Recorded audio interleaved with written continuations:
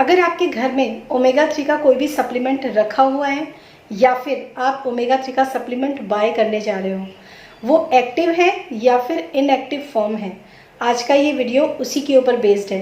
क्योंकि अक्सर जो चीज़ें ट्रेंड में होती हैं लोग उनको खरीद कर घर लेकर आते हैं और उसके बाद उन सारी चीज़ों को खाना शुरू कर देते हैं बिना कुछ जाने। तो इसीलिए एक सप्लीमेंट एडवाइज़र, एक न्यूट्रिशनिस्ट और एक डाइटिशियन इन सब चीज़ों को बहुत अच्छे तरीके से समझती है और ज़रूरत पड़ने पर ही वो आपकी लाइफ के अंदर उन चीज़ों को ऐड करती है। तो चलिए शुरू करते हैं जल्दी से और बात करते हैं ओमेगा 3 की इनएक्टिव और एक्टिव फॉर्म के बारे में। आपको पता होना चाहिए कि अगर आपने ओमेगा 3 के सप्लीमेंट्स के बारे में थोड़ी सी भी स्टडी करी है तो उसमें ALA, EPA एंड DHA ये 3 फॉर्म्स मेनली होती हैं ओमेगा 3 के जो फैट्स होते हैं उनमें।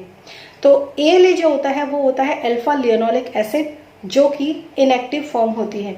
ये आपकी बॉडी के अंदर जाकर कन्वर्ट होती है EPA एंड DHA यानी कि एक्टिव फॉर्म में।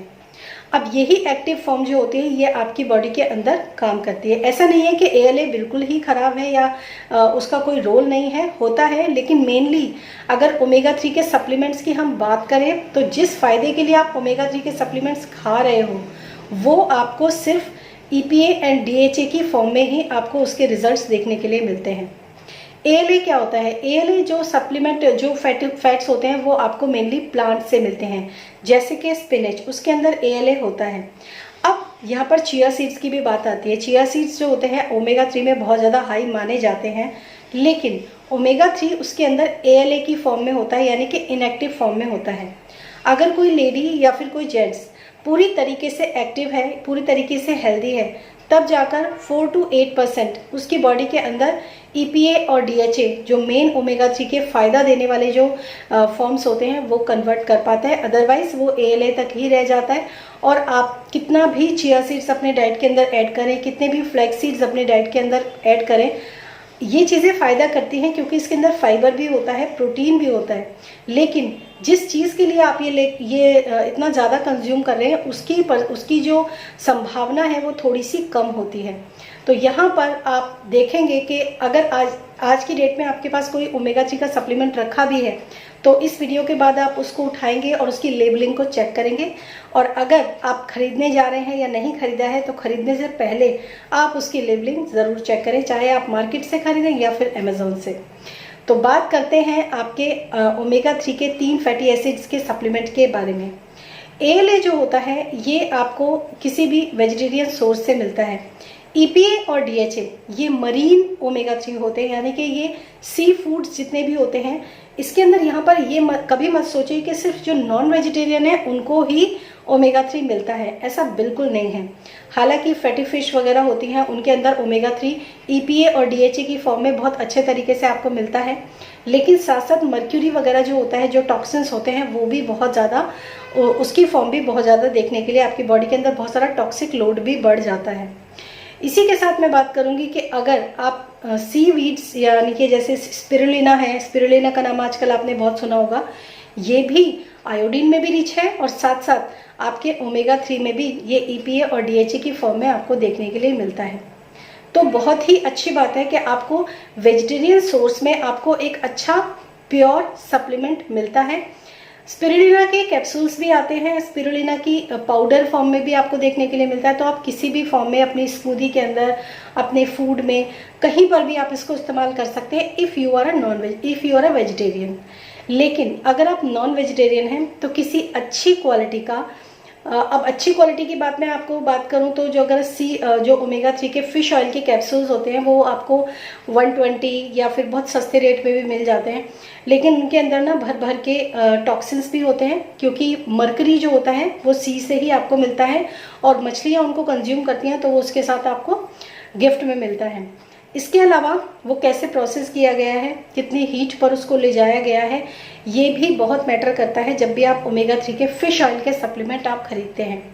इसके अलावा जो बहुत एक्सपेंसिव जो सप्लीमेंट्स होते हैं उनके अंदर जो होता है ऐसी चीज़ें साथ में ऐड की जाती हैं जिसकी वजह से वो रैंसिड यानी कि ऑक्सीडाइज नहीं होता है। कितनी देर वो ऑयल ऑक्सीजन के कांटेक्ट में रहा, कितनी देर में वो फिलअप हुआ है, कैसे उसको बनाया गया है, उसकी प्रोसेसिंग कैसे की गई है, या फिर उसको कैसे कितना टेम्परेचर तक हीटअप किया गया है, ये सारी चीज़ें मैटर करती हैं उसकी क्वालिटी और उसकी कीमत यानी कि रेट पर। अगर आपको चीप क्वालिटी का ओमेगा 3 सप्लीमेंट मिलता है तो आपको थोड़ा सा अवेयर होना चाहिए कि वो आपको नहीं खाना चाहिए। अगर आपको बहुत एक्सपेंसिव और अच्छे ओमेगा 3 के सप्लीमेंट्स की ज़रूरत है और आप खाना चाहते हैं तो आप उसको खा सकते हैं।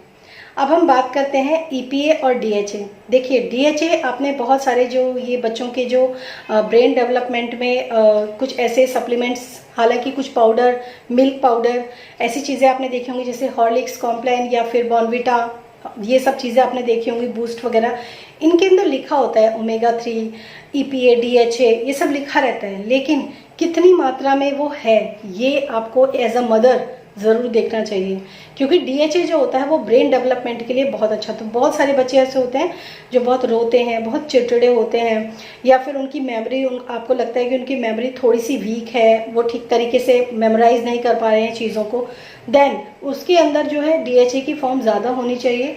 उसके अलावा आप उसको फिश ऑयल के सप्लीमेंट भी जो बच्चों के लिए आते हैं वो आप उनको दे सकते हैं। तो क्वांटिटी और क्वालिटी और उसके अंदर जो लेबलिंग है उसमें ALA, EPA और DHA किस मेजरमेंट में दिया हुआ है, किस परसेंटेज में दिया हुआ है, ये देखना बहुत ज़रूरी है। मोस्टली ओमेगा 3 के सप्लीमेंट जो होते हैं उनके ऊपर ये लेबलिंग होती ही नहीं है। जिनके ऊपर ये लेबलिंग नहीं है, खाली ओमेगा 3 इतने % लिखा हुआ है, उसमें आपको पता नहीं है ALA, EPA, DHA है, आप उन सप्लीमेंट्स को बिल्कुल भी मत खरीदिए। इवन बच्चों के लिए तो आप बिल्कुल भी मत खरीदिए, अपने लिए भी मत खरीदिए। अब DHA, जहाँ तक मैंने बात करी, ब्रेन डेवलपमेंट के लिए काम करता है, टाइप 2 डायबिटीज़ वालों के लिए बहुत अच्छा होता है। इसके अलावा जिन लोगों को हाई ब्लड प्रेशर की प्रॉब्लम रहती है उनके लिए भी ये बहुत अच्छा होता है। ऐसे ही ये ALA, EPA एंड DHA ये अलग अलग 3 फॉर्म्स होती हैं और ये अलग अलग तरीके से आपके शरीर के ऊपर काम करती हैं।